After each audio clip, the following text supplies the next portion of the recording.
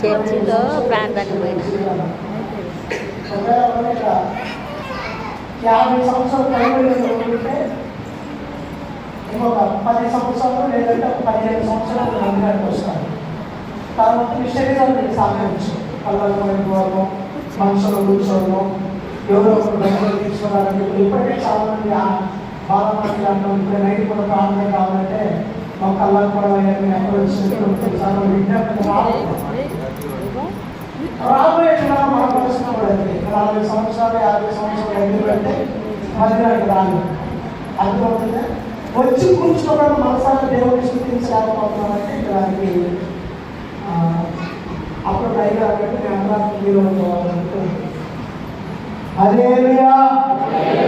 గత రాత్రి నుంచి నేను గమనిస్తున్నాను, మా పార్టీని మొత్తుకుంటున్నాం, ప్రార్థన చేయండి అని, నోరు తెరవండి అని, స్థుతించండి అని.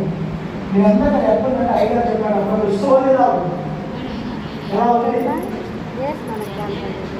మనకంటే పూర్వీకులు దేవుడి మందిరం ఆలయ ప్రత్యక్షం చూడాలని బట్టలు తీసుకొని మందిరంలో కూర్చున్నారు. దావీదు అంటాడు, వేపుని నా కంఠ స్వరం నీకు వినబడాలి. ఆయన కృష్ణ లేకపోతే మాట అంటాడు. వేపుని నా కంఠ స్వరం నిన్ను మైమపరచాలి అంటాడు. అదే భయం ఏంటంటే ఏం సంరక్షిందంటే సృష్టి అంతా దేవుడికి లోబడుతుంది, మనిషి ఒక్కడే దేవుడికి లోబడండి. ఒకవేళ చాలా మంది వాక్యాన్ని ఆధారంగా బైబిల్లో